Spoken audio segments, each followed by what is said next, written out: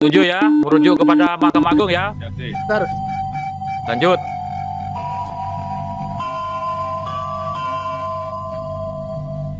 Keputusan rapat Badan Legislasi atau Balik DPR RI pada Rabu 21 Agustus 2024 menuai kontroversi. Dalam rapat yang membahas ratusan daftar inventarisasi masalah atau DIM itu, mayoritas anggota DPR dari berbagai fraksi sepakat untuk memakai keputusan Mahkamah Agung dibanding keputusan Mahkamah Konstitusi terkait revisi pasal 40 Undang-Undang Nomor 10 Tahun 2016 tentang Pilkada. Anggota fraksi Partai PDI Perjuangan, Putra Nababan dan Arteria Dahlan menyorot keputusan mayoritas untuk DIM nomor 60 dan 72 atau lebih tepatnya ambang batas atau threshold pencalonan kepala daerah dari partai politik dan ambang batas usia cagup-cawagup. Keputusan mayoritas DPR itu kemudian mendapat banyak penolakan dari masyarakat, kemudian memicu demo yang digelar pada Kamis 22 Agustus 2024. Apa saja yang memicu kontroversi masyarakat Indonesia?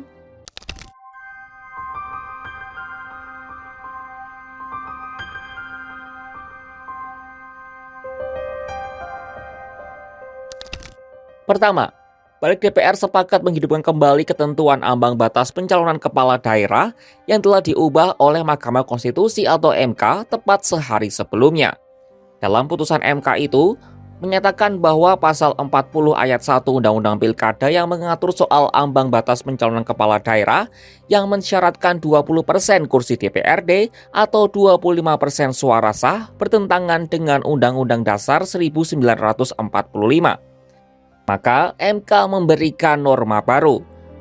Norma ini mengatur bahwa pendaftaran pasangan calon kepala daerah didasarkan pada perolehan suara sah partai politik di pemilu anggota DPRD provinsi atau kabupaten kota dengan persentase tertentu disesuaikan dengan jumlah penduduk dalam daftar pemilih tetap atau DPT setempat.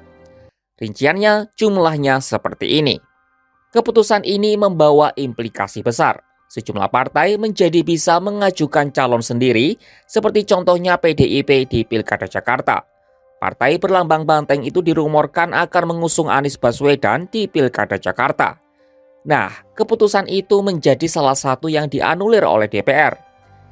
DPR bersepakat menghidupkan kembali ketentuan ambang batas yang telah dinyatakan inkonstitusional oleh MK dalam putusannya. Dalam hal ini, menyepakati bahwa parpol pemilik kursi DPRD hanya dapat mengajukan calon kepala daerah jika memenuhi syarat 20% kursi atau 25% suara sah di pemilu anggota DPRD.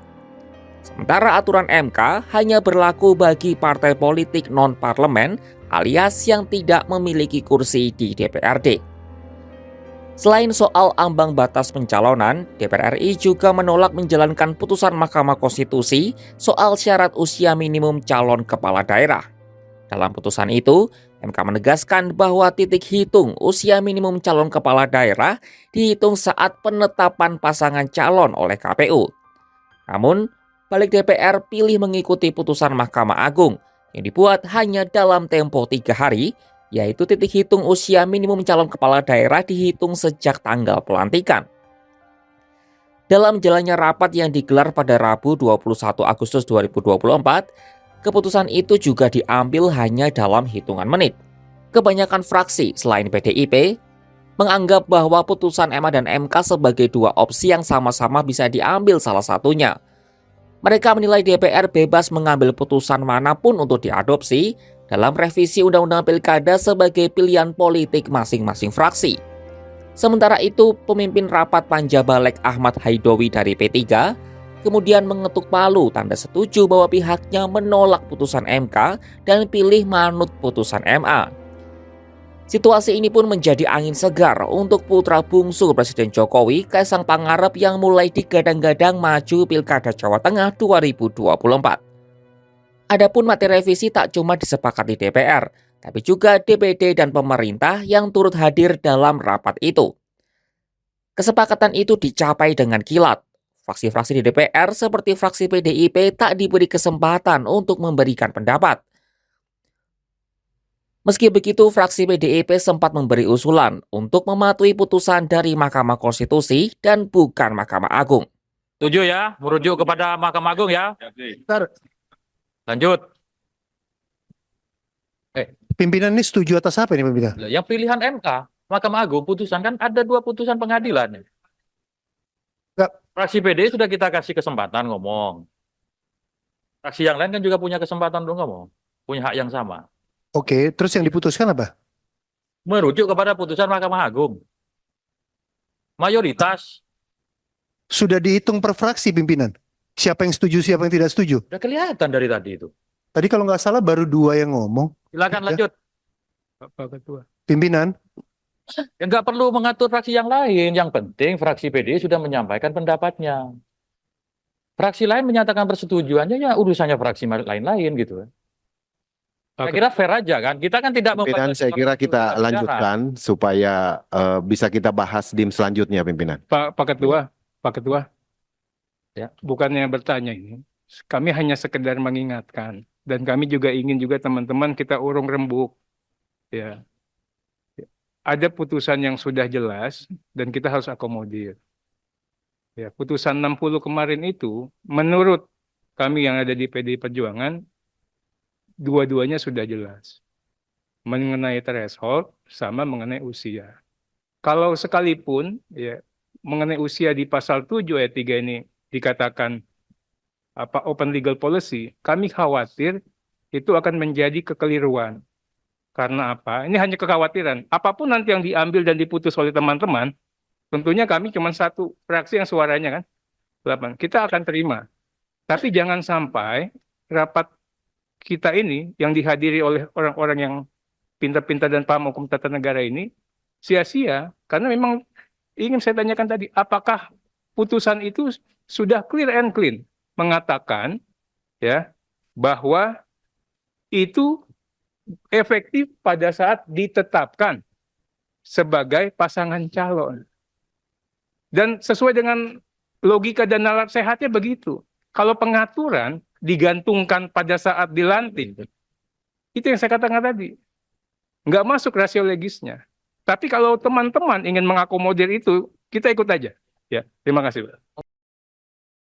Hasil RUU Pilkada yang dirapatkan DPR itu mendapat penolakan dari sejumlah fraksi, terutama dari PDIP.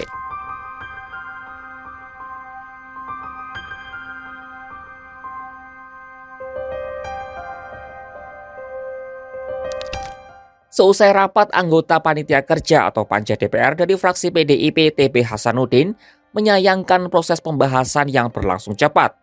Bahkan ketika ditayangkan draft RUU Pilkada di layar, setiap fraksi tidak diberikan kesempatan untuk menyampaikan pendapat dan langsung diputuskan.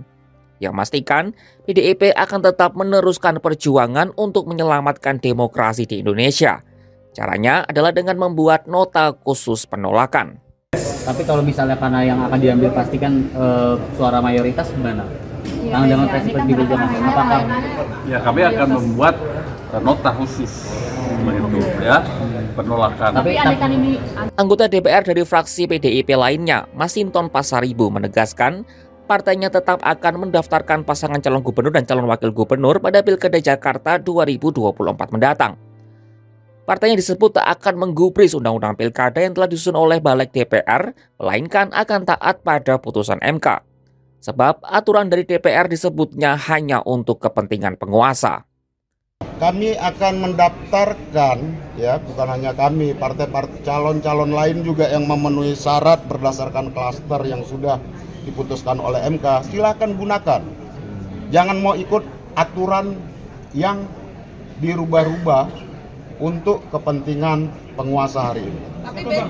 Apa? Nah, jika PDIP benar mencalonkan Anies Baswedan, ia mengajak semua pihak untuk mengawal ramai-ramai ke KPU. Menurutnya KPU Jakarta akan menjadi saksi ketika PDIP memperjuangkan demokrasi yang hendak dibunuh oleh kekuasaan hari ini.